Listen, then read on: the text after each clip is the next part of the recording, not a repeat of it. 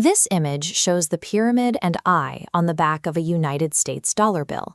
It has become the primary visual shorthand for a shadowy, immortal elite that supposedly manipulates world events from behind a veil of secrecy.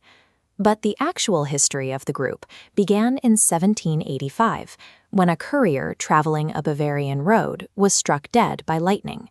When authorities searched the body, they found a collection of internal documents belonging to a secret society that the government hadn't known existed. These papers provided the first evidence of a systematic effort to infiltrate the European royal governments, the military structures, and academic institutions. The Order of the Illuminati was not a theory, it was a real organization. To understand why it became a myth, we have to look at what was actually written in those recovered files. This map shows Bavaria, a deeply traditional Catholic state in the 18th century.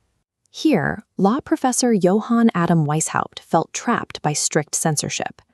In 1776, he founded a secret society to spread Enlightenment values, like reason and secularism, without risking imprisonment. He structured the order using graduated revelation. A novice was taught general philosophy, never knowing the leaders were working to dismantle state authority.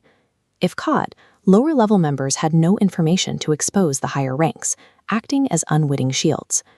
This image shows the tools of Freemasonry. Weishaupt's primary tactic was to have his members join existing Masonic lodges and quietly work their way into leadership. By leveraging these pre-existing networks of influential men, Weishaupt could exert political influence while keeping his organization completely invisible to the state. By the mid-1780s, the infiltration was succeeding. The order had grown to 2,000 members, including government ministers and the ruling Duke of Saxe-Gotha. But the momentum broke when documents from the lightning strike and testimony from defecting members revealed the full operation to the Bavarian government. The response was immediate. The government launched raids on members' homes, seized their correspondence, and officially banned the organization under penalty of death. For the conservative Bavarian monarchy, reading the group's private plans to undermine the crown and the church was an existential threat. They viewed the order not as a club, but as a revolutionary cell. In 1786, the Bavarian elector made a pivotal choice. He ordered the public printing and sale of the Illuminati's private correspondence. He believed that by exposing their secret methods to the world, he could warn other monarchs and ensure the organization could never reform. The Bavarian government had effectively dismantled the organization in a matter of months. But by printing the documents, they inadvertently provided the permanent, public evidence needed for the organization to live on as a myth. Instead of killing the idea, the publication broadcasted the Illuminati's specific infiltration techniques to a global audience. In the late 1790s, writers like John Robinson and Augustin Barruel used these widely available government documents as the primary source for their own books. They took the authentic evidence of the group's existence and added a single, unproven claim that the order had survived the Bavarian raids and had secretly orchestrated the French Revolution. By grounding their claims in these authentic Bavarian documents, Robinson and Barruel gave conspiracy theories a new, empirical-sounding vocabulary.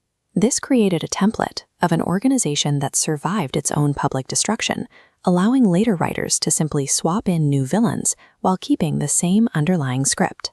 This is why modern theories about a new world order mirror the 18th century Illuminati so closely. They aren't tracking a real group. They are following the literary template established by those two books. The real Illuminati was a short-lived group of academics that was crushed within a decade. But the myth endures because it offers a scapegoat for the complexities of global politics. The gap between history and legend persists because the idea of a secret room full of controlling elites is often more psychologically manageable than the reality of a chaotic and unguided world.